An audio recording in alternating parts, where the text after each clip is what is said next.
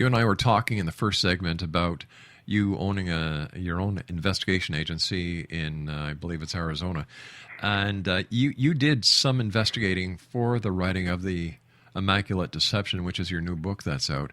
Were there many pivotal moments where you just kind of dropped your jaw and said, "You've got to be kidding"? I'm still dropping my jaw because there's still things going on. I was reading an article about there's a priest down in Atlanta. Mm-hmm. He's a German bishop, and he basically spent $2.2 million on a mansion for his own use. And I'm saying, aren't these people supposed to be servants of not only the church but God, and leave a modest life? But this just happened, and I'm saying, why is this going on? And then last year there was a member of the Vatican Bank mm-hmm. who was arrested in Switzerland as he tried to smuggle $26 million into the Vatican Bank. And when I'm reading this, I'm saying, what is wrong with this picture? Yeah. Is it the culture, or is it something that's been going on for so long, for decades, that it is an entrenched attitude that, in this instance, Pope Francis is going to have to try to change? The Vatican is the richest corporation on this planet. It owns more property, more art, more precious ore than any other corporation in the world. I look at the Vatican structure as the following: you've got the Pope, who's the president and CEO. You've got the cardinals, who are the chair, who are the board of directors, and then you've got the believers, who are the shareholders. But it seems that the shareholders really never get very much of the profits that the corporation's making. That's so true. And then you have the parishioners, mm-hmm. That are looking at the church to give them the kind of religious guidance that they need in order to carry on with their lives. And then they have to deal with and again, another thing, the sexual abuse scandals. I know that it's not as prevalent as it was back in 2002, but doing my research, some of the stuff is still going on. Yeah. And some of the bishops, I know that the Vatican has established a 8-person commission in order to deal with these sexual abuse issues. But in my opinion, if something is going on that is troubling an institution, or in this instance the Vatican, mm-hmm. Severe steps has to be taken, and they have to be severe enough to let the person who may commit some kind of offense, think twice, and something may happen if they do not do what they're supposed to be doing. The good old premise of cause and effect. Yeah, I mean, in this instance, they have a way, that you can either excommunicate them mm-hmm. from the church or defrock them, right?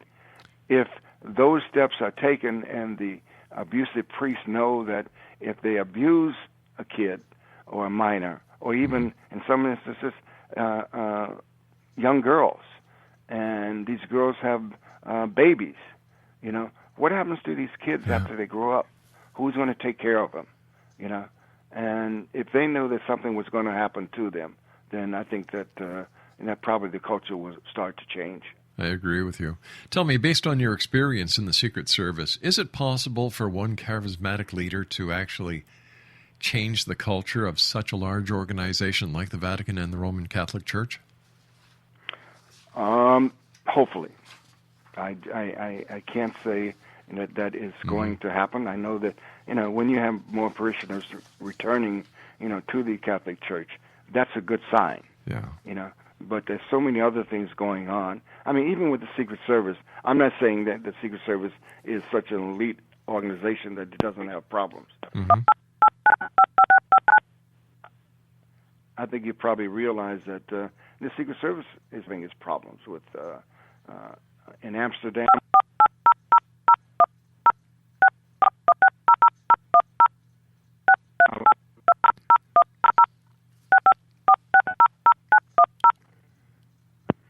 Is somebody playing somebody playing with your phone? It's not my phone. No, hey, it's not ours over here. Do we have the Secret Service listening in? I don't know. Yeah. Well, I don't know. All righty. Well, that was strange. Anyway. That's never happened before, so that's really strange. Yeah, like the Secret Service is just like any other organization. There are glitches. Right. I think the men and women of the Secret Service do a commendable job. They're human. There goes again. Yeah, there goes again. They're human bodyguards. You're basically going to throw yourself in front of a bullet for the person that you're protecting, and hopefully, hopefully things will work out, and I'm sure that you work with other intelligence.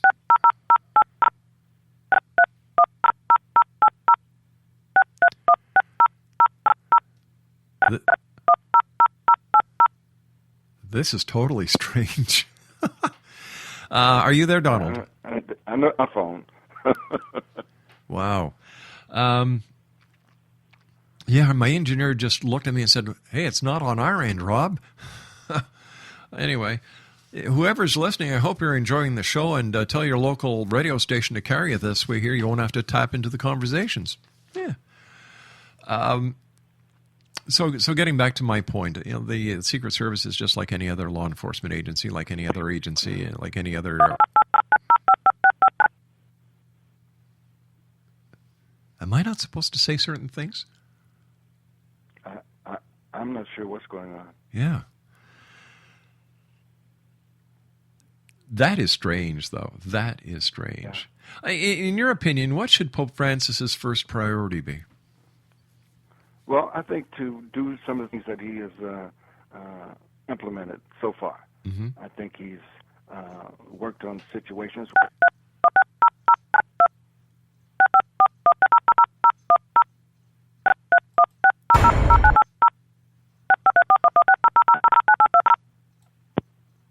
Wow. I don't know what this is.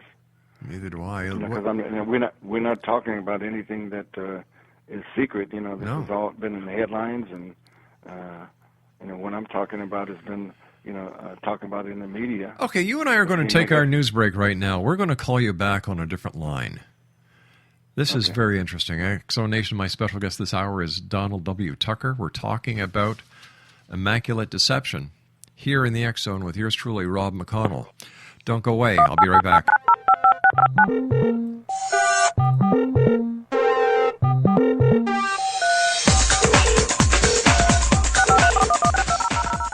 Are you considering calling a psychic to read your situation? Then consider David Champion, a psychic medium for more than 20 years with thousands of readings under his belt. David Champion will make you feel comfortable. He has proven to be honest and accurate. He's a straight shooter. There's no guesswork. What he sees is what you get. While he is a medium, most of the calls focus on relationships, not only love, but work, school, neighbors, and more. Need help with finding a job and preparing for the interview? Are you dealing with people who are obstacles in your path?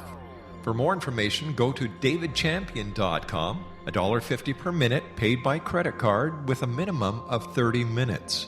For your reading with David Champion, call 1-877-702-8598. That's 1-877-702-8598.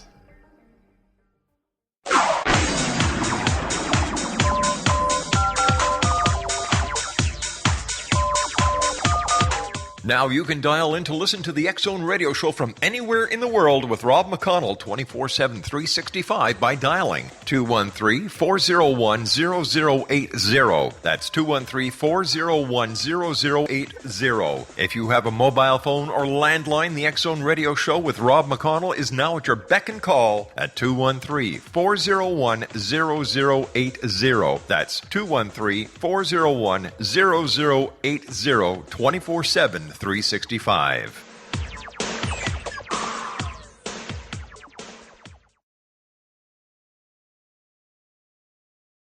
Here we go again. I demand more. I want it. I need it. And I'm gonna have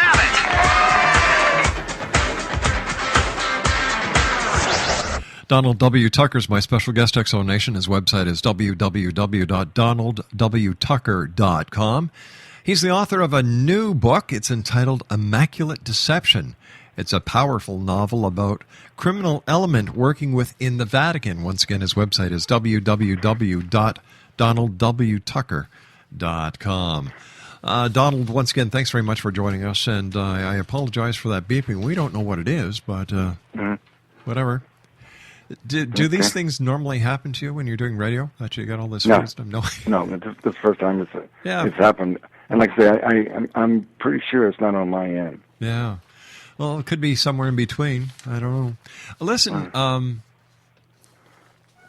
as far as a threat level goes to the life of the Pope, would you say it's extremely high? I would say, there was a program on CNN called, I believe it was called Frontline, and it dealt with the sexual abuse scandals within the Vatican. And there was an interview with I believe it was a prosecutor from Italy.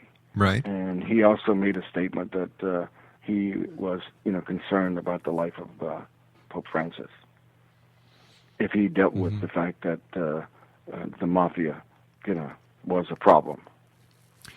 So within your book, you've got, what are some of the criminal elements that you've weaved into your novel? Well, again, it's counterfeiting, U.S. currency. I thought it was a very interesting plot, with the idea, as you said before, the Vatican is one of the richest, countries in the world. And, it's probably, not a situation where they would ever run out of money, but, it was a fiction novel, and it was a what-if scenario. And, I took this situation as, well, what if it did happen?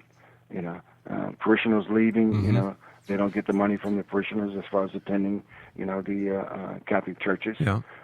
They get the sexual abuse, scandal, which is reaching, $3 billion and increasing. You have the Archbishop of Los Angeles just paid close to $15 million, to help settle a portion of the lawsuits in L.A. And it was discovered, after a period of time that the money, I thought, came from the Vatican, but it came from the church's cemetery fund. And that made me open my eyes, saying, cemetery fund? And that's the fund that the parishioners would give to the Catholic diocese to take care of their loved ones, graves and plots and different situations like that. And he didn't tell anyone that's where he was taking the money from until he was caught. And that made me wonder, I said, how can they do some things like that, and actually get away with it? And he's still a cardinal, Cardinal Mahoney, and he still goes to Rome and elects new popes.